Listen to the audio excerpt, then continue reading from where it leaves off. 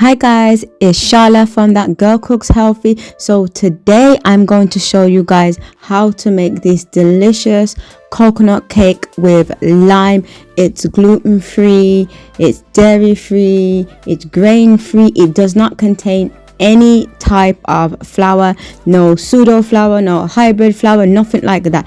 It's literally just made with shredded coconut, and I cannot wait to show you guys how to make this super moist cake.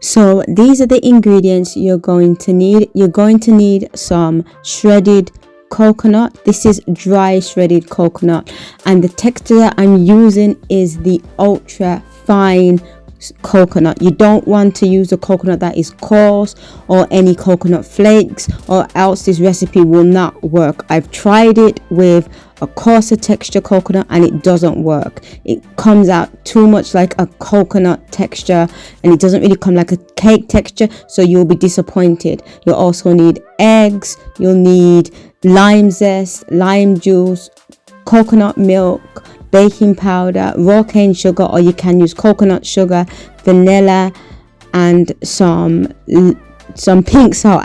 Pink salt. So the first thing we need to do is to line and grease a baking tray. I'm using a square baking tray here, or should I say baking pan. It's about 9, I think it's 9 by 9. So you want something pretty much that type of dimensions to use to make this cake. So the next thing we need to do is to grab a medium-sized bowl, and we're just going to add our shredded coconut. Remember guys, I said, in case you didn't listen to the first part, that you need ultra fine shredded coconut. Do not use the chunky stuff or this recipe will be a fail. I cannot emphasize that enough. So we're just going to add that to our bowl, and then we're just going to add our pink salt and mix it all together and then set it aside. So in a separate bowl, we're going to add our eggs, and then when we add our eggs, we're going to combine it with our choice of sugar. I'm using raw cane sugar, but if you want this to have a low glycemic index, then I do recommend using coconut sugar. It's not as sweet as raw cane sugar, but it really just depends on, in terms of health wise, what you want to use. So when you add both of them together, you're just going to give it a nice whisk and then set it aside.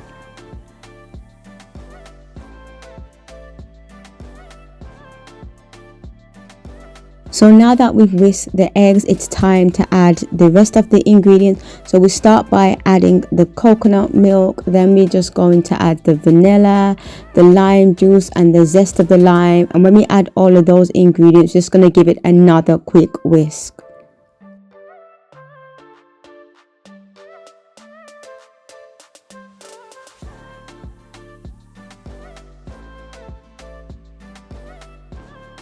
So now we're just going to start by slowly adding the shredded coconut. So what I like to do is, while I'm adding it, I just like to whisk it at the same time as adding it, and that makes it a lot easier to stagger, pretty much stagger the ingredients and then just mix it in. So that's how I do it.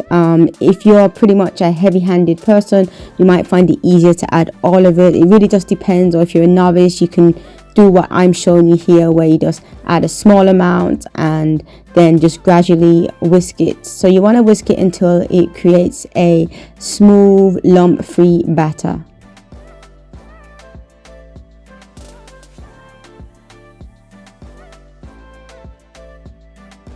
So now that the cake batter is formed, we need it to chill. So we need it to chill for about 30 minutes. 20 to 30 minutes is pretty much a good amount of time.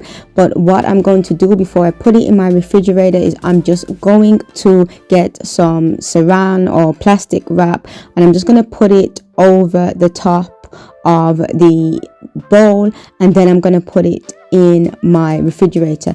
The reason why you need to do this, and do not skip this step, it's going to help with the formation and the texture of the cake because it doesn't contain any flour. So just leave that to chill and to do its thing. So I've removed the bowl from my refrigerator. I'm just going to remove the wrap so you guys can see what it looks like. And once I've removed the plastic wrap, I'm then going to add the baking powder. Because this is a flourless cake, you want to add the baking powder last. So it's very important that you follow the entire process of this recipe because it is a leavening agent. You don't want to add it too soon because if you add it too early, it can react too early and that can result in problems with the cake rising. So we really don't want that to happen. So add it last, just mix it in, and once we've mixed that in, we're just going to move on to adding our batter to our baking pan.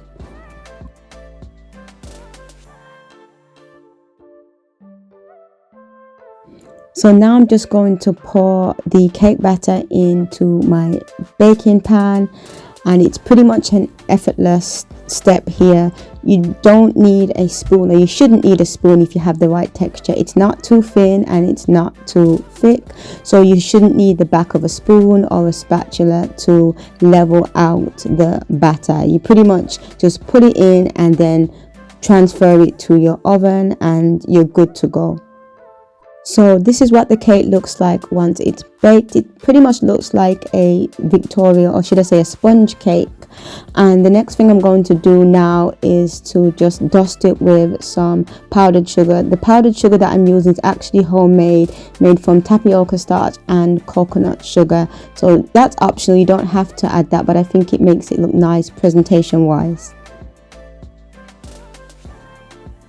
So finally, I'm just going to slice the cake on camera so you guys can have an idea of what it looks like when it's sliced, or pretty much how it's sliced. I don't know if you can see from the angle that I've recorded it at whether you can see how it is. So it glides right through with a knife. Just use a knife and it should be very, very easy to slice. My slices were just small squares, so I made it into 9 squares, and don't judge me, but the last slice that I did was slightly off, but if you guys saw how I record this video, you would then understand why it was slightly off. But you know, at the end of the day, we're all going to be eating it, right? So that is how you make this cake. No flour used at all. Thank you so much for watching this video, and I hope you give this recipe a try. Don't forget to like, comment and subscribe and give me the thumbs up. Thank you.